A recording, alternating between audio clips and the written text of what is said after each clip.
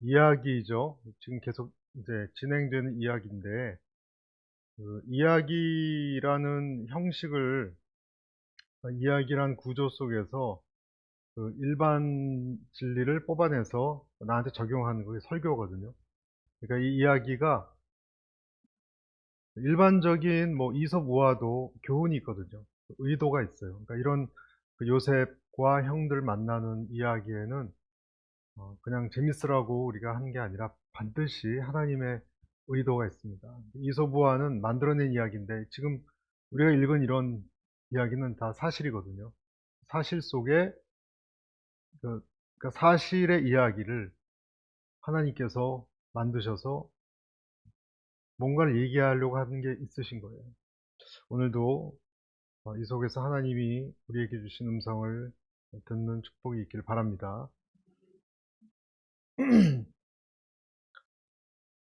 요셉이 형들하고 20년 만에 만나는데 이 과정 속에 하나님이 무엇을 원하는지가 드러나 있습니다. 우리가 읽었듯이 흉년이 와서 전부 다 이집트로 내려가는 상황을 보여주고 있는데요. 희한하게 1절에 보면 야곱이 이집트 곡식이 있다는 것을 알게 됐습니다. 그래서 자식들에게 내려가라 이렇게 얘기했거든요. 오늘 말씀에 보면 1절에 너희가 어째서 서로 얼굴만 바라보고 있느냐. 야곱이 아버지가 형들에게 뭔가 탐탁치 않은 거예요. 여러분, 정보는 누가 제일 먼저 아나요? 야곱은 나이가 많거든요. 근데 자녀들인 젊은 아들들이 지금 먹을 게 없어 사람들이 굶어서 이제 흉년이 들었다면 아주 끔찍한 일이 일어나는 소식도 들었을 텐데, 아버지가 추궁하기 전까지 자녀들이 왜 서로 얼굴만 바라보고 있었을까? 이 점도 우리가 좀 생각을 해봐야 됩니다. 2절에도 보라, 내가 이집트에 곡식이 있다는 말을 들었다. 그곳에 내려가 우리를 위해 곡식을 좀 사오라. 그러면 우리가 죽지 않고 살 것이다. 죽고 사는 문제거든요. 그런데 더 왕성하게 음식을 먹어야 되고 또 활동해야 되는 청년들인 형들, 이 자녀들은 그렇게 이집트 갈 생각을 아버지만큼 하지 않고 있었다는 거예요. 눈치채셨습니까, 여러분? 뭘 얘기하는 건지. 아버지의 추궁을 받고 내려갈 정도로 이 형들은 이집트로 가고 싶은 생각이 별로 없었어요. 거기가 살 길이 있는데. 왜 그랬을까요? 무의식 속에 싫은 거예요, 거기가. 죄의식 같은 거예요, 죄의식. 여러분, 어떤 사람은 어떤 이야기를 하면 자꾸 회피해요, 그 주제를. 살아온 내 과거의 어느 한 토막을 회피하는 경우도 있습니다. 얘기하고 싶지 않아요. 건드리지 말라. 그런 거 같은 거예요. 우리가 그렇게 하면은 그게 없어지는 것이 아니라 사실은 여러분이 회피하고 있는 것을 집중해야 돼요. 거기 답이 있거든요. 그래서 아버지가 지금 가라고 이야기를 책망 또는 짜증이라고 할 수 있는데, 과거의 기억으로부터 이 형들이 자유롭지 않다라는 것을 말해주고 있습니다. 과거의 기억으로부터. 왜냐하면 우리가 알듯이 자기 그 막내 동생 요셉을 죽이려고 했다가 이제 노예로 팔았고 돈을 받고 팔았죠. 근데 지금 동생이 죽었는지 어땠는지 뭐 알고 싶지도 않고, 또 분명히 뭐 잘못됐겠다 이렇게 생각을 했겠습니다. 그러니까 만약에 그것이 그냥 그러고 말았으면은 오늘 아버지가 이런 얘기 하기 전에 먼저 내려가겠다, 빨리 가서 뭐 어떻게 좀 살 궁리를 차려야 되겠습니다 라고 했을 텐데, 그렇지 않았다는 거는 뭔가 찜찜했다는 것이고, 어떤 사람에게는 밤마다 꿈속에 꿈자리가 별로 좋지 않다거나 뭐 원혼이 찾아온다거나 뭔가 그런 게 있었을 거다라는 거예요. 우리가 해야 될 어떤 부분입니다. 그 아이를 몰래 낙태해서 뒷동산에 묻은 이 사람들, 이 가족의 죄책감을 다룬 연극이 있어요. 연극이. 제가 청년 때 그 연극 읽어본 적이 있는데, 매장된 아이라는 거예요, 제목이. 매장된 아이. 샘 셰퍼드란 사람이 어, 쓴 연극인데, 여기서 그 가족이 유아 살해를 저지른 이 가족이 그냥 매장을 했고 그냥 아무렇지도 않게 살아가지만 하나하나 무너져가는 과정을 다루고 있어요. 가족들의 심리도 무너지고 비극으로 끝납니다. 그 죄의식 때문에. 얼마나 사람에게는 그냥 덮어둘 수 있는 게 있고 어떤 것은 그럴 수 없는 것이 있다는 것을 알 수가 있습니다. 이런 연구는 굉장히 불길하고 또 어둡습니다. 그래서 그런 것이 해결되지 않는 사람은 오늘 여기 나오는 형제들처럼 어둡습니다. 모든 범죄는 왜냐하면 하나님 앞에서 한 일이기 때문에 사라지지 않습니다. 요셉의 형들이 자기도 모르는 어떠한 것이 있었을 거예요. 그래서 오늘 아버지의 책망을 받을 수밖에 없던 거, 우리가 오늘 첫 번째로 생각해야 될 부분, 한번 저를 따라 주시겠습니까? 기억은 오래간다. 네, 네. 좋지 않은 것은 오래갑니다. 그리고 오래갈 뿐만이 아니라 성경에 보면 죄는 우리를 찾아냅니다. 민수기 32장 23절에 이런 구절이 있습니다. 민수기 32장 23절 같이 읽어볼까요? 시작. 너희가 만일 그같이 아니하면 여호와께 범죄함이니 너희 죄가 반드시 너희를 찾아낼 줄 알라. 그게 다시 온다는 거예요. 그냥 사라지지 않는다는 거예요. 하나님이 살아계시니까 다시 그 부분을 회귀시킨다는 거예요. 근데 흉년이 들었지만 가기를 꺼려하는 형제들에게 하나님이 다시 찾아오신 거예요. 상황이 그렇게 되는 거예요. 이야기가 흘러가는 것이. 그래서 오늘 우리가 그 내용을 쭉 보면 이제 형들이 돌아갔는데 애굽으로 가는데 4절을 보면 이런 표현이 있어요. 야곱은 요셉의 동생 베냐민만은 그의 형들과 함께 보내지 않았습니다. 그에게 화가 미칠지 모른다 라고 생각했기 때문입니다. 야곱이 트라우마가 있죠. 요셉이 죽은 트라우마가 있는데 그래서 이제 베냐민을 꽉 잡았어요. 요셉의 동생 라헬의 두 아들이 요셉이고 그 동생이 길거리에서 낳은 아들 베냐민, 라헬이 죽으면서 낳은 아들 베냐민. 그러니까 이 베냐민만은 집착이 있는 거죠. 근데 이제 나중에 보겠지만 여러분 하나님은 이런 내가 가지고 있는 마지막 집착까지도 건드리세요. 그러니까 이런 구절에 여기 이 표현이 나와 있는 거예요.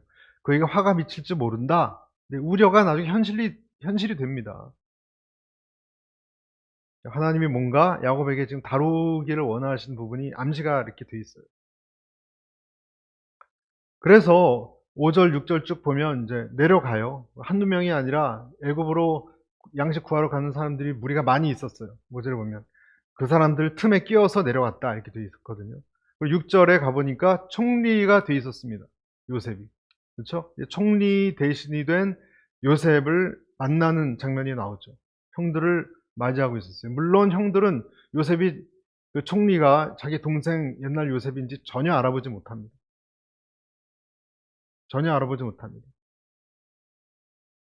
이 총리 앞에 서게 된 것은 그냥 양식 구하면 될 텐데 왜 그러느냐? 애국 사람이 아니라 외국인이었기 때문에 커스텀을 일단 통과해야 돼요. 입국 절차 받아야 돼요.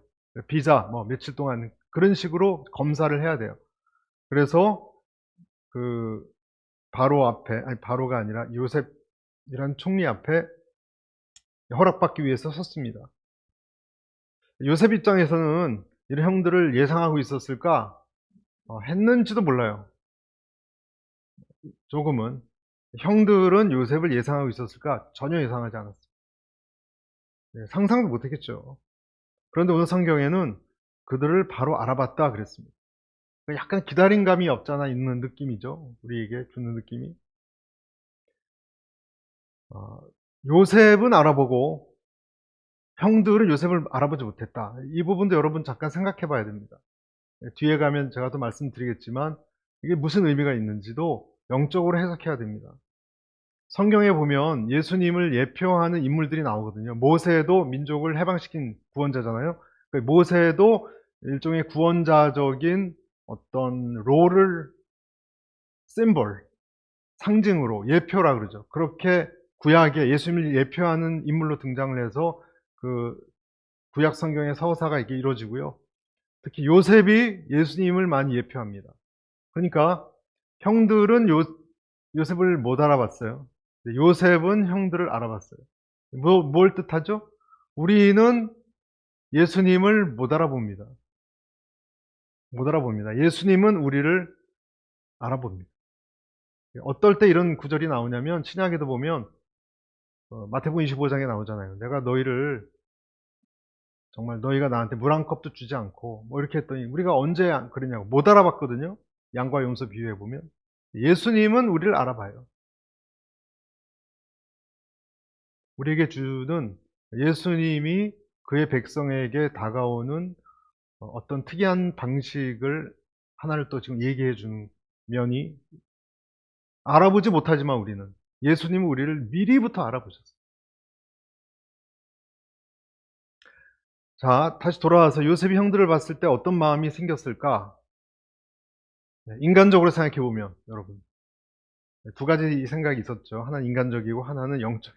인간적으로 보면 피가 거꾸로 솟는 경험을 했을 겁니다. 심장 박동이 뛰고 옛날에 자기 그 구덩이에 어린 나이에 던져지는 것은요 거의 죽음과 비슷한 체험 같은 거 아니겠습니까? 정말 살이 가득한 얼굴을 봤으니까 마지막 구덩이 던져졌을 때 본 얼굴이 살기 가득한 얼굴이었어요. 형들의 자기 가족이. 여러분 잊혀질까요? 잊혀질까요? 잊혀지기 어렵다고 봐요. 제가 얼마 전 신문에서 글을 읽었는데 어떤 분이 글을 쓴 건데 그 범죄자에 의해서 죽음을 맞이한 그 사람의 입장에서 이 판사가 얼마나 그 사람은 마지막 그 살인자의 그 일그러지고 살기등등한 얼굴, 자기 요즘 치정살인이 많잖아요, 한국에. 자기의 옛 연인이었는데 도망가니까 대구 사건이에요. 대구 무슨 사건인데 얼마나 끔찍하고 외롭고 무서웠을까. 그런 글을 썼더라고요. 판결문 속에. 마지막 자기의 생명이 꺼지는 그 순간 본 얼굴이 한때 사랑을 나눴던 남자의 살기등등한 얼굴이었다니까. 얼마나 무서웠을까. 그런 글이 굉장히 심중을 울렸는데 요셉이 바로 그랬을 것 같아요. 계속 따라다녔을 것 같아요. 여러분 20년을 생각해 보세요. 가장 가까운 내 가족이 내 생명을 앗아가려고 구덩이에 던질 때 그 얼굴을, 그리고 오늘 이 장면을 맞이했을 때 이성을 찾기가 쉽지 않았을 것이다. 요셉이 인간이니까. 여러분 요셉은 예수님이 아니거든요. 예수님을 예표하는 것이지 인간이에요. 인간. 아슬아슬한 장면입니다. 그러면서 자기 감정을 억누르고 감정 노동을 한 거예요. 그러니까 감정을 억누르고 형들을 본 거예요. 포커페이스로. 그리고 오늘 말씀해 보면 9절에 요셉은 전에 자기가 그들에 관해 꾸었던 꿈이 생각났습니다. 그가 말했습니다. 너희는 정탐꾼이다. 이때 동시적으로 분명히 어떤 그 분노인지 뭔지 엉켜있는 어떤 감정이 확 올라왔을 거고, 어둠의 감정이. 그렇죠? 정신 차리지 못하냐, 피가 거꾸로 솟는. 동시에 하나님의 꿈이 생각이 났다는 거예요. 하나님이 꿈을 생각나게 하셨다고 저는 생각합니다. 이때 요셉도 인간이거든요. 근데 딱 봤을 때 얼굴 표정 관리하기가 굉장히 힘들었을 텐데 하나님이 주신 꿈이 생각났습니다. 형들의 단이 자기 단한테 절하는 꿈, 그 곡식단 꿈 같은 것이 생각났을 거예요. 그리고 곧 이어서 성경은 정탐꾼 이렇게 나오는데 사실 이 어간의 이 속을 생각해 보면 하나님이 또는 자기 자신이 자기의 어떤 결정적인 순간에 생각을 딱 사로잡은 것 같아요. 자기 마음을 억제해서 하나하나 잘 풀어나갈 수 있는 그러한 심리 상태로 만든 것 같아요. 보통 사람들은 그렇게 자기 마음을 컨트롤하는 것이 뭐 연극도 아니고 얼마나 이것이 가능한가 생각해요. 순간의 감정이 우리의 운명을 바꾸는 경우가 많죠. 결정적인 순간에 우리가 가지고 있는 어떤 혈기나 또는 상처, 이게 사로잡아 버리면 정말 돌이킬 수 없는 그런 행동을 사람들이 많이 합니다. 사람은 그렇게 합리적이지 않거든요. 내 감정을 컨트롤할 수 있다? 만약에 그렇게 된다면 여러분, 다 우리가 뭐 책에서 읽은 대로, 상담받은 대로 뭐 부부관계나 또 어떤 누구와의 관계나 자녀 교육이나 다 차근차근 얘기하겠죠. 근데 그렇지 않거든요. 사람은 반은 적어도 감정적인 동물이죠. 그래서 화가 난 홧김에 그냥 확 사인해 버리고, 그렇죠? 홧김에 사인해 버립니다. 법원 앞에 가 사인해 버리고, 홧김에 그냥 뒤집어 버리고, 할 말 못할 말, 홧김에 하지 말아야 될 말을 해 버리고, 그런 경우가 얼마나 해요. 한번 뱉으면은 돌이키지 못해요. 말은 오래가요. 그런 경우가 얼마나 많습니까? 어떤 부분은 홧김에 운전하다가, 실제로 운전하다가 확 운전대를 너 죽고 나 죽자. 그래서 다리에 떨어지지 않고 반쯤 걸려있는 경우가 있었다. 떨어지지 않고 확 해서 그냥 가드를 뚫고 그냥 추락할 뻔한 그런 경우가 많이 있습니다. 여러분들은 어떠십니까? 충동적으로 이 폭정을 일으켰던 러시아의 그 이반 사세라고, 또는 이반 뇌제라고, 이런 이반 더 테러블, 이런 별명이 있는 그 러시아의 1581년 아주 독재자고 아주 감정이 그냥 말도 못하는 그런 황제였대요. 불같은.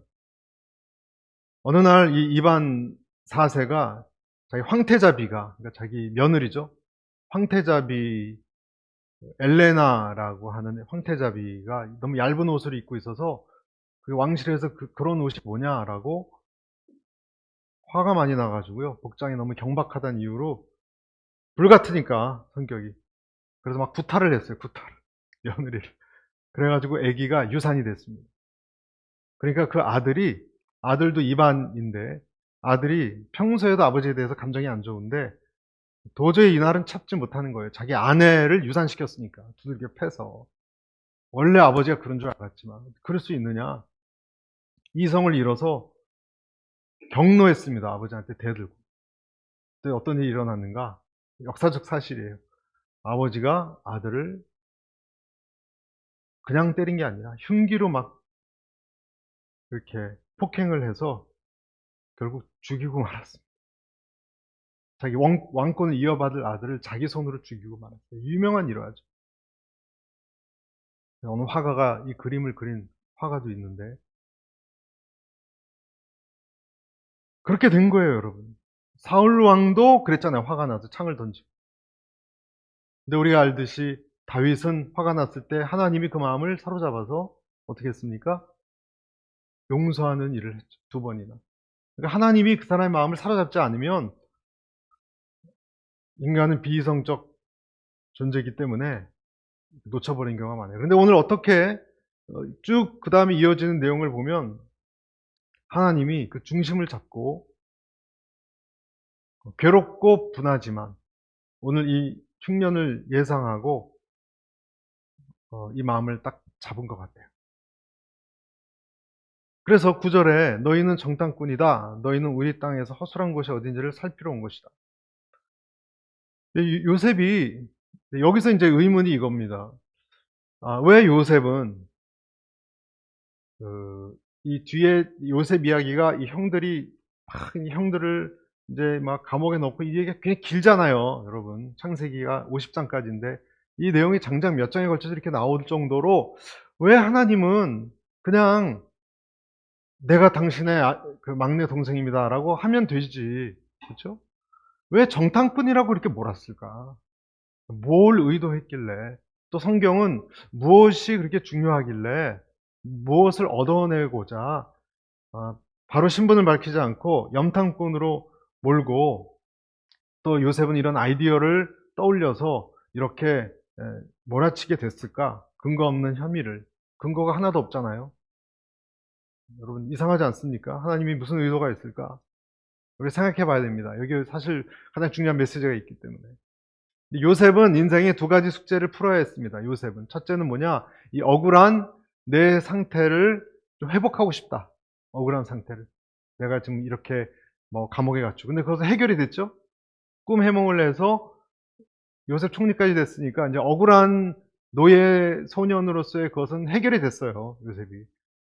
두 번째 숙제가 있었는데 이것은 형들을 용서하는 거예요. 용서하는 거예요. 화해하는 거예요. 어떻게 용서하느냐? 아마 요셉은 하나님의 사람이니까 일방적으로는 용서했을 거예요. 마음속으로는. 그러니까 지금까지 버텨낸 거예요. 안 그랬으면 아마 굉장히 인격적으로 많이 무너졌을 거예요. 분노 때문에. 그러나 요셉이 밝은 얼굴로 이렇게 잘 살아온 것은 용서를 했다는 건데 완성되진 않았어요. 만나질 못했으니까. 이게 하나의 두 번째 숙제죠. 해결되지 않은. 만날 수 있는 방법이 없죠. 뭐 죽었는지 살았는지도 잘 모르고 요셉도 모르고 서로 모르는 겁니다. 그런데 오늘 이렇게 뭐 곡축을 구하러 가는지 전혀 몰랐지만 이렇게 하나님이 만나게 하셨던 거예요. 하나님이 그걸 보면 전쟁이나 기근이나 뭐 여러 가지 자연 환경의 이런 재해를 때로는 통해서 하나님의 계획을 차근차근 우리만 모를 뿐이에요. 우리만 모를 뿐이에요. 이뤄가세요. 그런데 여기서 요셉 마음에 어떤 지혜가 떠올랐는데 제가 이제 궁금해했던 거 여러분과 함께 고민해야 되는 게 왜 정탐꾼이라고 뒤집어 씌웠는가? 만약에 여러분 한번 생각해 보세요. 정탐꾼이란 말을 안 하고 자기를 딱 밝혀냈으면 어떤 일이 일어났을까요? 어떻게? 형들은 둘 중에 하나죠. 혼비백산해서 도망가든지 동생이 분명히 복수할 거다. 그러니까 걸음아 나 살려라 도망가든지 그러니까 화해는 못합니다. 도망가든지 아니면 쇼를 하든지 원래 그러려고 그랬던 게 아닌데 잘못했다. 엎드려서 그냥 죽을 죄를 졌다. 그렇게 하겠죠, 형들이. 그렇죠? 근데 진정성을 어떻게 알아요? 그게 진짜인지. 형들이 요셉을 그렇게 한 것을 앞에서 쇼인지 진정성이 있는지를 어떻게 알아요? 만약에 그냥 바로 자기가 요셉이다 그랬으면 둘 중에 하나일 거예요. 둘 다든지. 그러고 잘못했습니다. 그러고 그냥 도망가든지. 아니면 뭐 도망 못 가게 군인들이 막고 있겠지만. 그러니까 그렇지 않고 정탐꾼이라고 지금 오해를 받도록 이렇게 몰고 가는 것은 왜 하나님이 요셉에게 이런 지혜를 주셔서 이렇게 행했을까? 여러분 답이 뭐라고 이유가 뭐라고 생각하십니까? 이것은 하나님의 지혜예요. 분명히. 하나님의 지혜. 어떤 게임을 하는 것이 아니에요. 그것은 하나는 자기 온 집안, 자기 아버지와 막내까지 포함해서 온 집안을 구하는 어떤 방법을 생각했던 것이고, 그리고 더 중요하지만 또 하나의 이유는 형들로 하여금 자기 자신을 깊이 돌아보도록 한 거예요. 하나님께서. 그래서 너희가 허술한 것을 살피러 온 염탐꾼이다라고 실제로 이때는 그런 비류들이 많았다고 합니다. 와서 그걸 가장해서 스파이 같이 조직적인 음모로 온 사람들이다. 그런 사람들이 많았던 시기이기 때문에. 그러니까 이런 그 죄명을 뒤집어 씌운 것은 무슨 이유인가? 형들이 참회할 기회, 자기 자신을 참회할 기회를 주고자, 시간을 얻고자. 이렇게 길게 끈 겁니다. 그럼 여기서 우리에게 주는 메시지가 뭡니까? 우리에게 주는 메시지를 우리가 읽어야 되는데, 곤란함은 우리를 돌아보게 한다는 거예요, 곤란함은. 그래서 어떤 곤란함이 있을 때는 그것이 반드시, 우리가 이제 읽었지만 여기 13절에도 나오지 않습니까? 주의 종들은 12형제고, 13절에 저희는 가나안 땅에 살고 있는 한 사람의 아들들이고, 막내는 지금 아버지와 함께 있고, 또 하나는 없어졌습니다. 우리가 그냥 불특정하게 이렇게 무슨 스파이 조직처럼 모인 게 아니라 우리는 한 사람의 아들들이다. 아들들이다. 4명의 여인에게서 났으니까 얼굴들이 조금씩 다를 거 아니에요. 그러니까 전혀 오해하지 말아라. 우리는 4명의 아내를 가진 한 남자의 아들들이다. 열심히 설명하다가 이제 요셉 얘기도 나왔고, 12명인데 한 명은 안 오고 있다. 이런 얘기를 이제 하게 되죠. 하게 될 수밖에 없겠죠. 곤란하면 여러분, 하나님께서는 그의 자녀들이 곤란함 속에서 자기의 모든 것을 기도로나 자기 생각으로나 하나님 앞에 이렇게 돌아보게 만드세요. 속속들이 살아야 되니까. 여러분, 우리가 곤란함과 어려움을 만나면 하나님 앞에 기도할 때, 하나님 잘못했습니다 하고 기도하면서 다 생각납니다. 여러분, 다 생각납니다. 생각나지 않을 것 같은 것도 생각납니다. 그렇게 하나님이 철저하게 우리를 스캐닝 하십니다. 그래서 하나님 앞에 고백하게 하십니다. 이것이 참회예요. 참회는 보통 우리가 좋아서 하는 것이 아니라 궁지에 몰렸을 때 할 수밖에, 자연스럽게 하게 돼요. 내가 어떻게 태어났고, 어린 시절부터 쫙 참회를 해요, 여러분. 어린 시절부터. 여러분, 그러신 적 있지 않습니까? 과거를 돌아보지 않습니까? 중요한 정보가 튀어나오는 거예요. 12형제 있고, 뭐 아버지가 있고, 그러니까 적어도 아버지가 살아계셨다는 것을 이제 알았어요, 요셉은. 막내가 아직 있구나. 막내가 살아서 그 고향에 있구나. 들었겠죠. 많은 것들을 알게 됐습니다. 오늘 본문에는 없지만, 이제 오늘 아침 큐티인데, 르우벤이 그래도 그냥 구덩이에 내가 죽이지 말자 그랬다는 그런 사실도 알았어요. 이런 사실들을 처음으로 알게 됐습니다. 그러니까 진실이 나오게 돼 있어요. 진실이. 정탐꾼이다. 근데 생각해 보세요, 여러분. 정탐꾼이다라고 이렇게 뒤집어 썼잖아요. 이 억울한 형제들이 그거를 뒤집어 쓰면서 무슨 생각을 했을까? 자기 막내 동생 요셉을 정탐꾼으로 몰아서 죽이려고 했던 게 또 생각나지 않았겠어요? 거꾸로. 오해를 받아보니까 자기 요셉이 옛날 자기 아버지의 거를 보고하러 온 착한 애를 그렇게 한 거잖아요, 자기들이. 거꾸로 그 입장이 됐잖아요. 그러니 자기 죄가 생각난 거죠. 자기 죄가 생각난 거죠. 14절 보십시오. 14절. 요셉이 그들에게 말했습니다. 내가 너희는 정탐꾼들이다 라고 말한 것은 바로 이 때문이다. 그러면 너희를 시험해 보도록 하겠다. 바로의 살아계심을 걸고 맹세하지만 너희 막내가 여기 오지 않는 한 너희가 이곳에서 빠져나가지 못할 것이다. 너희 가운데 하나를 보내 너희 동생을 데려오도록 하라. 그동안 너희는 갇혀 있게 될 것이다.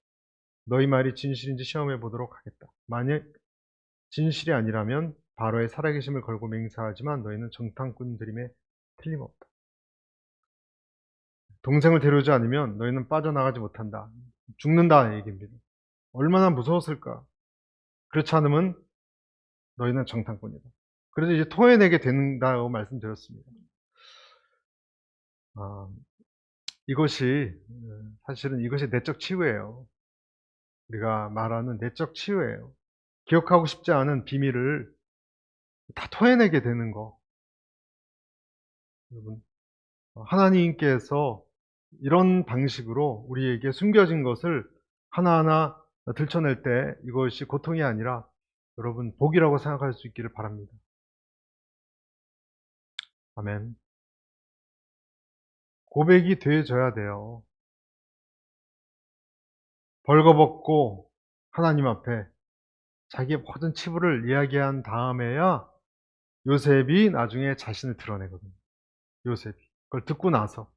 우리가 내 것을 고백한 다음에 하나님이 우리에게 자신을 드러내는 경우가 있습니다.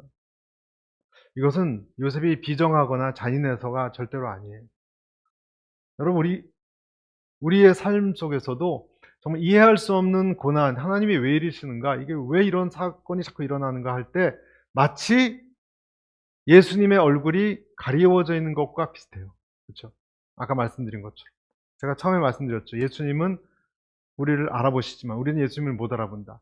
그러니까 내게 이 닥쳐오는 사건들을 보면 왜 이런 일이 일어나 그런지 잘 이해 못하지만 하나님은 아시는 거예요. 그래서 내가 내 자신을 드러내고 하나님 앞에 참여하는 과정을 실제로 하게 되면 하나님이 그때 자기 얼굴을 보여주세요. 그래서 이 모든 것이 하나님이 허락한 시험이다. 여기 계속 시험할 거다. 시험할 거다. 지금 그렇게 계속 나오고 있지 않습니까? 요셉이.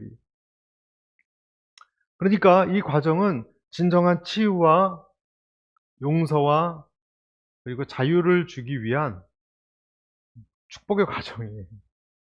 필요한 과정이에요. 예수님이 우리에게 하시는. 그러니까 그게 그냥 쉽게 끝날 수가 없는 거예요. 우리 편에서는 그것이 시험처럼 느껴져요. 시험처럼. 여러분, 이렇게 하나님께서 우리를 대하실 때 주님을 비정하다라고 생각하지 말고 하나님이 지금 어떤 과정으로 이 일들을 행하시는지 이렇게 드러내고 표현할 수 있게 되기를 축복합니다. 아멘.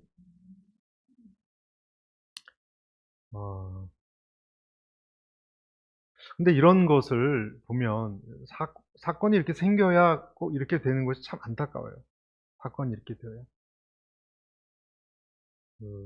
영적으로 어떤 사람에게 참 저런 부분을 어, 여러분 그 목회자로서 어떤 분을 만나서 얘기를 하면요.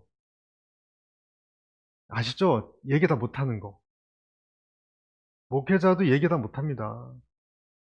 얘기를 할까 말까 하다가 대부분 못하는 경우가 많습니다.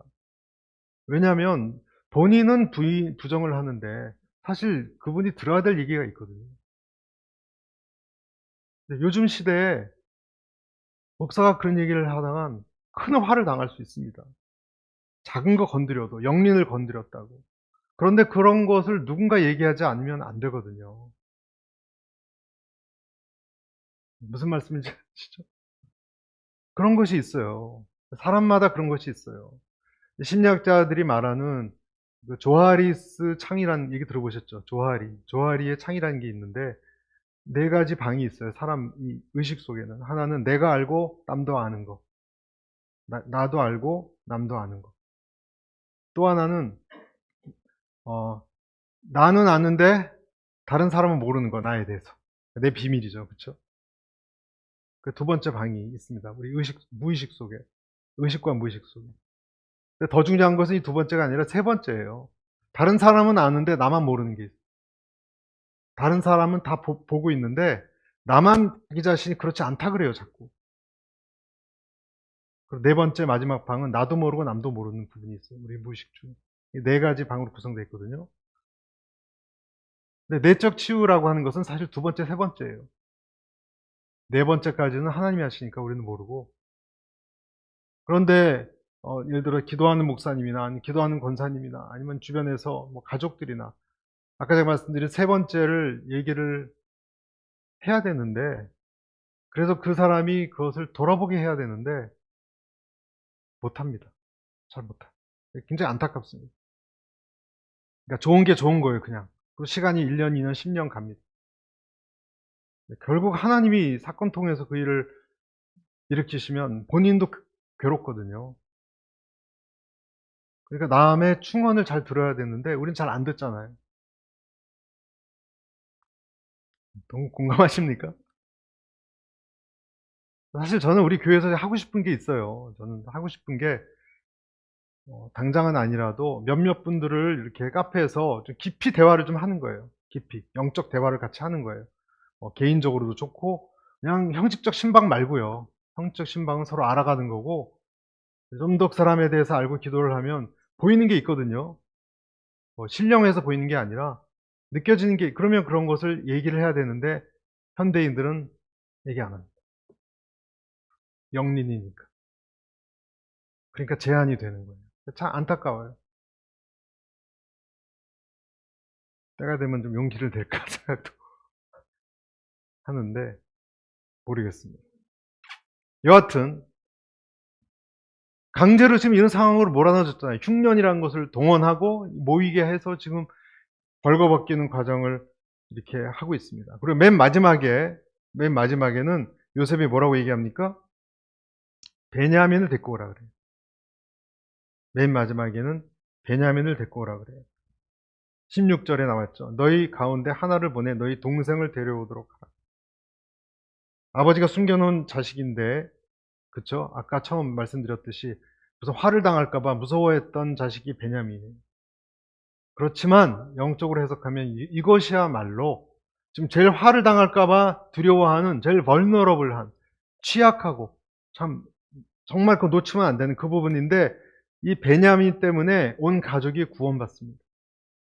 베냐민을 데리고 와야 하는 이 갈등 때문에 하나님의 은혜가 임해요. 야곱까지 다루시는 거예요, 하나님. 야곱의 그 마지막 집착까지 내려놓게 하시는 거예요. 아버지가 절대 베냐민을 안 보낼 수도 있어요. 그러니까 형들이 그러면 한 명을 남기라 그러는데, 한 명이 남다가 안 돌아오면 죽임당하겠죠. 그러니까 얼마나 고민이 됐겠어요. 그러니까 이제 오늘 아침 새벽 본문에 보면 우리가 과거에 그 핏값을 우리가 받는도다, 극심한 괴로움 속에서 부르짖어요, 형제들이. 그것을 보고 요셉이 얼굴을 내놔요. 그러니까 거기까지 몰고 가시는 거예요, 하나님이. 하나님이 우리를 거기까지 몰고 가시는 거예요. 마지막 베냐민까지 내놓는. 아버지에게 두 번 다시 트라우마를 주고 싶어 하지 않는데 트라우마를 줄 수밖에 없는 아들로서 그 상황까지, 극한 상황까지 몰고 가셔서 자기 자신을 분해하게, 하나님 해체시키게 하신다는 거예요. 여러분, 세 번째, 그래서 오늘 우리가 생각해야 되는 것이 약점이 구원의 통로입니다. 약점. 베냐민을 붙들고 그 베냐민이 구원의 통로가 된다는 것입니다. 내게 있는 베냐민이 뭔가, 내가 놓치지 않으려고 했던 그것이 뭔가, 하나님 우리에게 던지시는 숙제죠. 그런 연약한 그런 게 뭔가. 야곱에게는 라헬, 요셉, 베냐민이었고요. 아브라함에게는 이삭이었고, 다 그런 것이 하나씩 있어요. 그렇죠?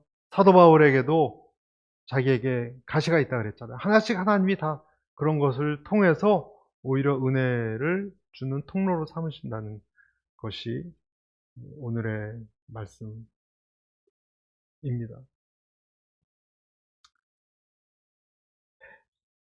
세 가지를 나눴습니다. 기억은 오래간다. 기억은 오래간다. 그리고 그 곤란은 나를 돌아보라는 뜻이다. 두 번째, 곤란은 돌아보라는 뜻이다. 그래서 정탐꾼이라고 몰리는 거예요. 여러분, 우리가 오해받죠? 크리스찬들도 오해 많이 받습니다. 여러분을 오해하고 도대체 억울하다 할 때 하나님은 내 자신을 돌아보라 말씀하세요. 그리고 세 번째, 내게 있는 베냐민은 구원의 끈이다. 그렇게 활용을 하셨다는 것을 말씀을 통해서 우리가 보게 됩니다. 결정적인 약점을 주님께서 잡고 계심을 감사합니다. 그렇게 기도할 수 있게 되기를 바랍니다. 아멘.